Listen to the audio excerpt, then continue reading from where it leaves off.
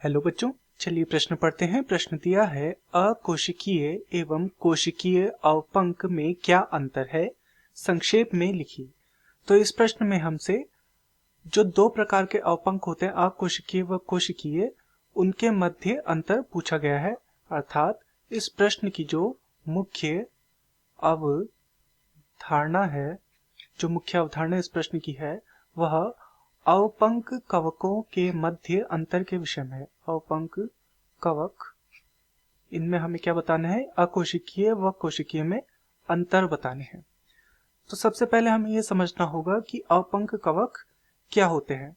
तो जो अवपंक कवक होते हैं, अवपंक कवक जो होते हैं, ये प्रोटिस्टा जगत के ही एक भाग हैं। प्रोटिस्टा के एक भाग हैं तथा ये किस प्रकार के होते हैं, ये होते हैं अपघटनकारी। अर्थात ये अपघटन का कार्य करते हैं या फिर सड़े गले मृत कार्बनिक पदार्थों पर ये निर्भर रहते हैं।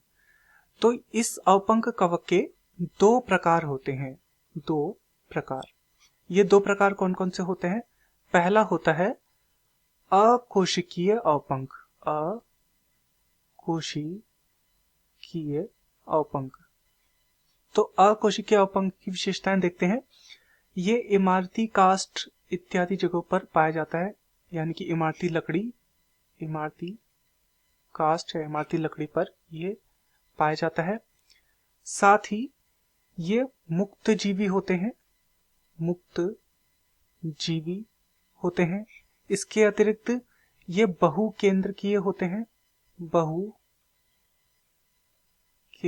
होते हैं तथा ये द्विगुणित भी होते हैं। द्विगुणित भी होते हैं। इनमें स्यूडोपोडिया पाया जाता है। स्यूडोपोडिया इनमें पाया जाता है, जो कि इनकी गति में मदद करता है। अब चलते हैं दूसरे प्रकार की ओर, जो है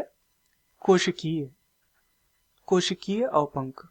कोशिकीय अवपंक, तो इसकी विशेषताएं देखते हैं। कोशिकीय अवपंक जो होता है वो एक केंद्रकीय होता है, एक केंद्रकीय होता है।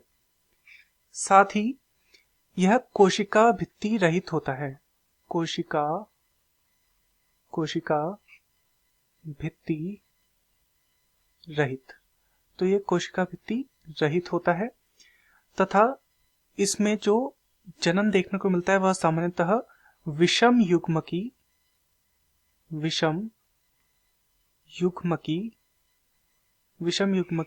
लैंगिक जनन में देखने को मिलता है। विषम युग्मकी लैंगिक जनन। तो चलिए अपने प्रश्न की ओर चलते हैं। प्रश्न में हमसे पूछा गया था अकोशिकीय व कोशिकीय अवपंक में क्या अंतर है, संक्षेप में लिखिए। तो जो अकोशिकीय होते हैं वो इमारती काष्ठ पर पाए जाते हैं, मुक्तजीवी, बहुकेंद्रीय व द्विगुणित होते हैं। इनमें स्यूडोपोडिया पाया जाता है जो गति में मदद करता है।